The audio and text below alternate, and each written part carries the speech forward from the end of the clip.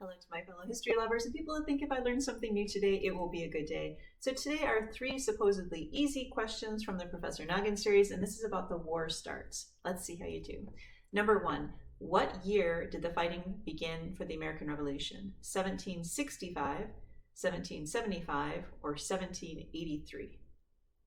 The answer is 1775, but I'll give you a bonus if you can tell me what happened in 1765, which was Stamp Act, and what happened in 1783, which was end of the war.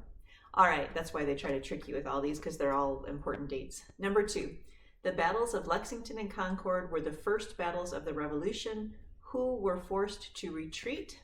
And that was the British. And this was a big deal. So remember, they march out, they're going to confiscate the gunpowder held in Concord.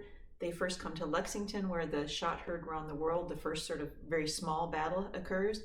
Concord gets even more bloody, but interestingly enough, most of the British lives that would be lost, there's something like 273 casualties, lost, whether injured or lost, will actually happen during the bloodiest retreat you can imagine. So they're clear out in Concord, and they have to get back to Boston, and it's about 18 miles.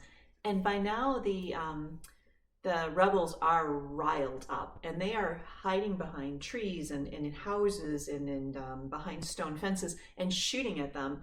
Literally, they're trying to retreat in a column, and they are just being hammered.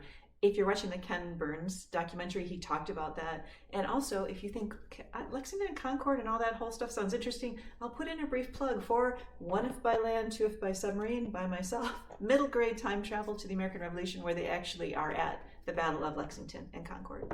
All right, plug over. Number three, true or false, General Thomas Gage led the Minutemen in defense of Concord. That's kind of like a double mistake there, and that is false because, of course, Gage is the British general, and he is the one who ordered them to Lexington and Concord, and I'm sure he was glad he wasn't with them on that retreat back. Anyway, thanks for letting me share. I'll see you tomorrow.